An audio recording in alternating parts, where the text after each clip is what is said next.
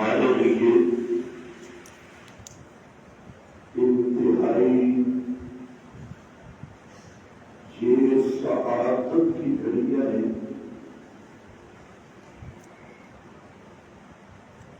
کہ وہ جس مقصد کے لیے ہم جہاں جمع ہوں گے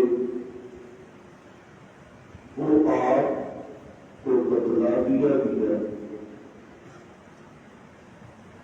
یہ جو عظیم مرکز ہے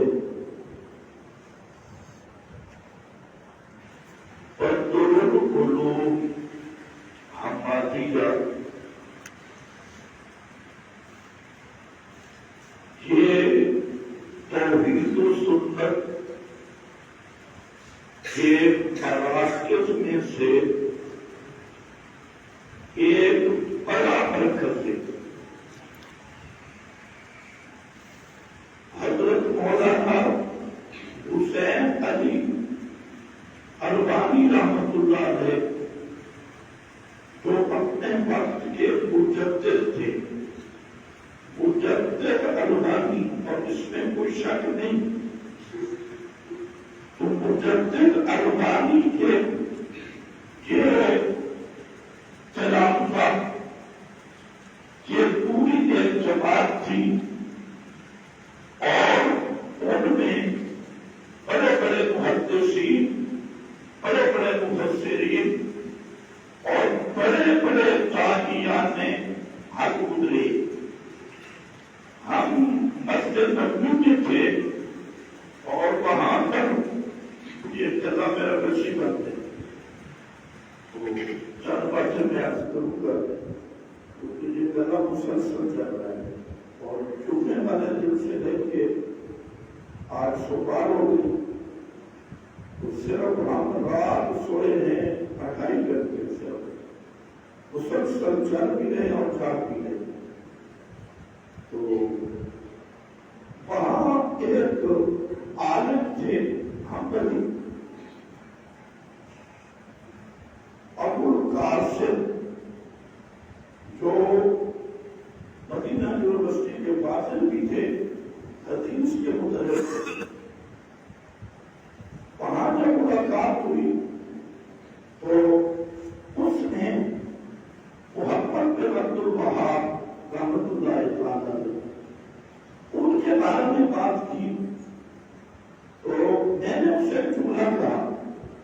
میں نے کہا کہ محمد بن عبد الوہاب یہ مجدد عرب ہے اور مولانا حسین علی یہ مجدد عجم ہے. وہ مسکرانے لگا اور اس سے تعارف پوچھا مولانا حسین علی صاحب رحمۃ اللہ علیہ.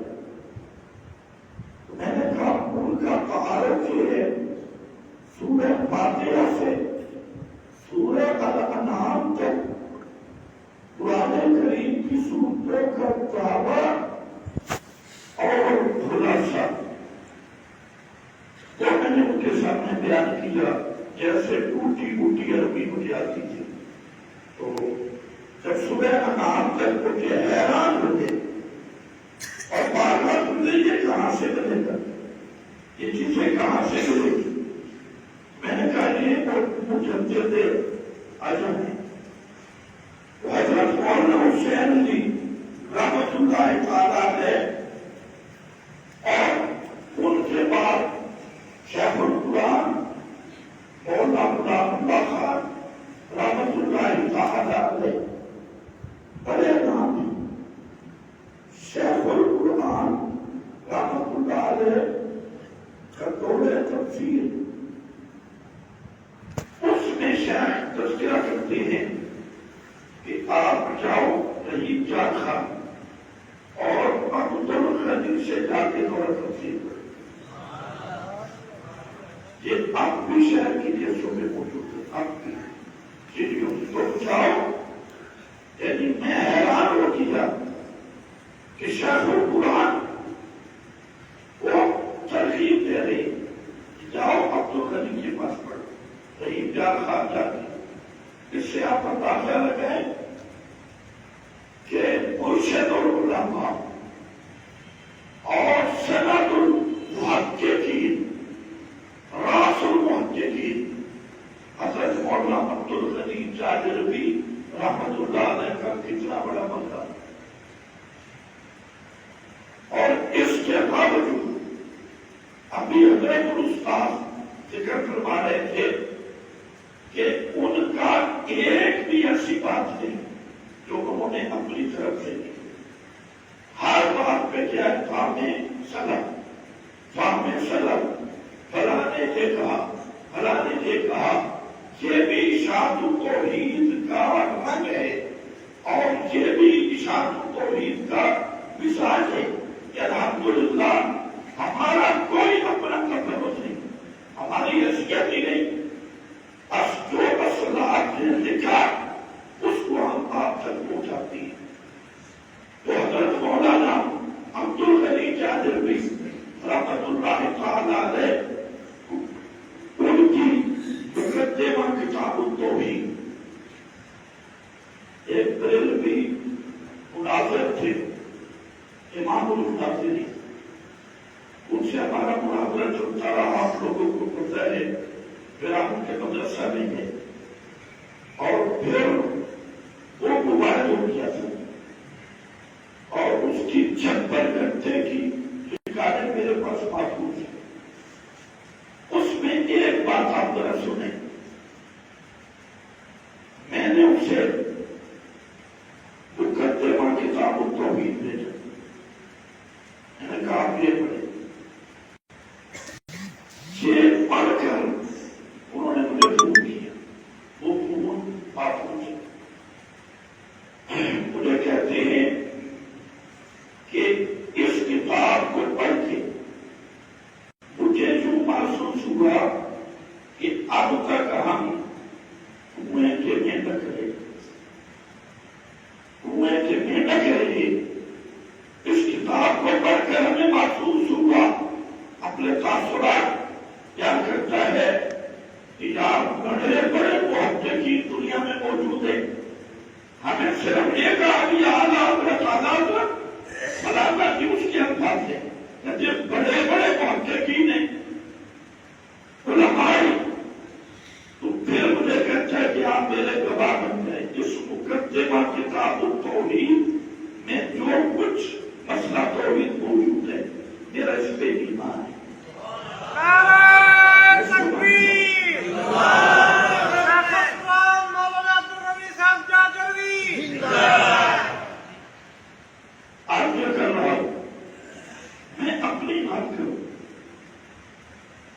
باقی قسم جہاں ہم یہ سنتے تھے علم غیب،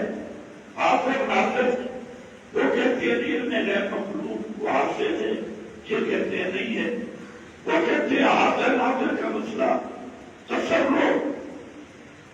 سورہ پکار فوق الاسباب، یہ مسئلے ہم سنتے تھے۔ جب ہم پہلے دفعہ بدر العلوم کی چاردیواری کے اندر ہے تو ہمارے شیخ ہمارے مرشد جو آپ کے سامنے تشریف فرمائے، مجھے وہ لفظ یاد ہے، جب ہم اندر آئے بستر ہمارے پاس بیٹھ تو شیخ یہاں پڑھاتے ہوئے مسئلہ الہ پڑھا ہے، اور مسئلہ الہ میں جو ہم نے پہلے لفظ کے سنے کہ عابد اور معبود کا فرق کیا ہے۔ معبود الہ اس کو کہتے ہیں جس کی ہر صفت معبود کا اسباب، اور عبد وہ ہوتا ہے جس کی ہر صفت ماں کا اسباب۔ یہ مسئلے تو علم غیب لکھنے والوں نے لکھے، حاضر ناظر پہ کتابی، تصرف مختار القلب پہ کتابی بڑی بڑی، لیکن یہاں لفظ الہ اسی لیے کہنے والوں نے کہا وہ فروعی مسئلہ ہے، فروعی ہے، فروعی آپ کو پتا ہے کہ فروع کہنے والے بھی بہت سارے بڑے بڑے اکابر بزرگ ہیں، فروعی ہے، لیکن جہاں ہمیں پتہ چلا کہ الہ کا معنی ہے اور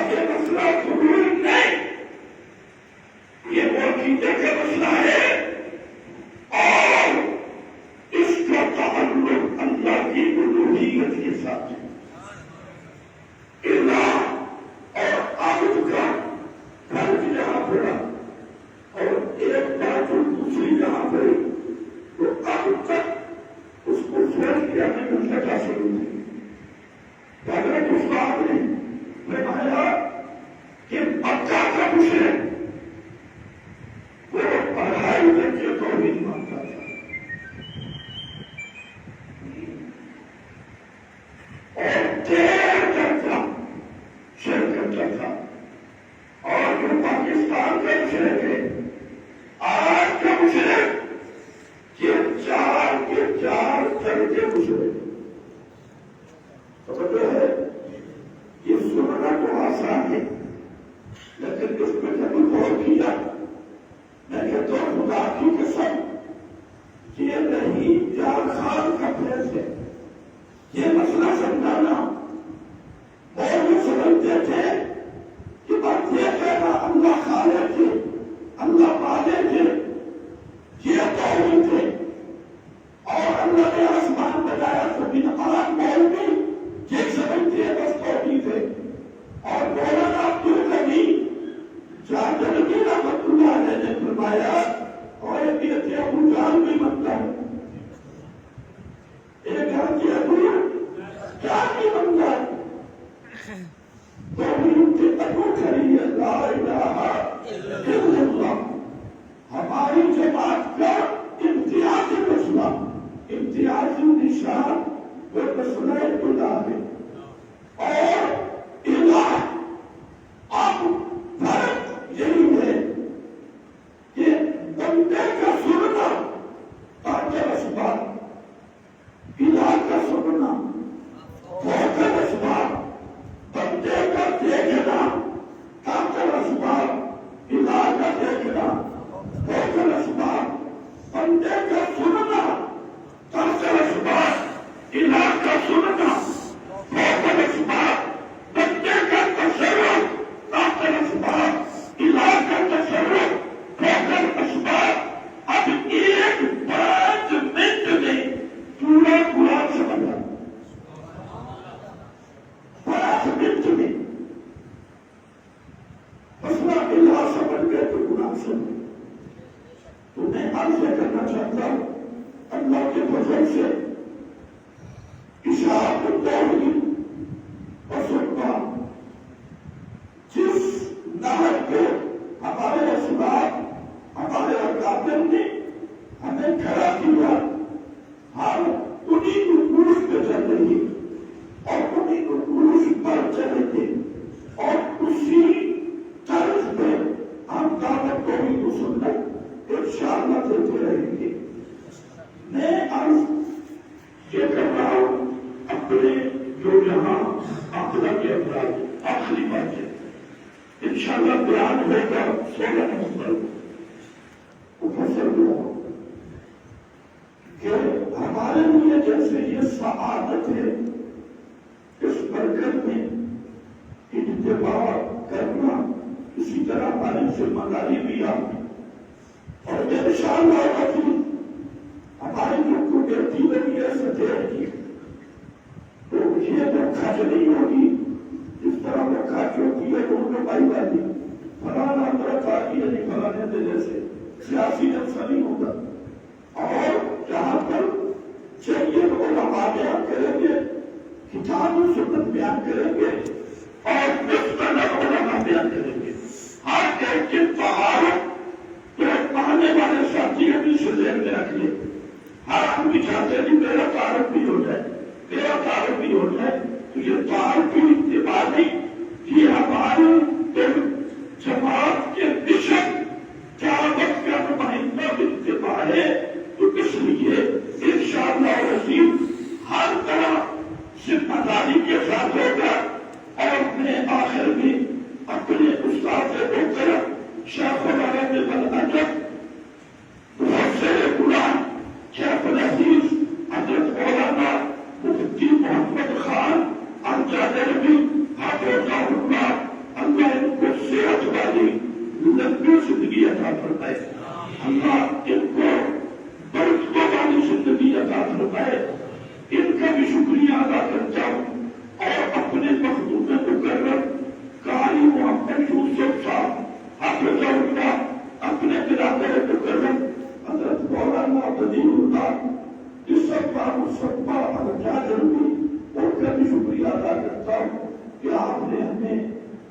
سکتی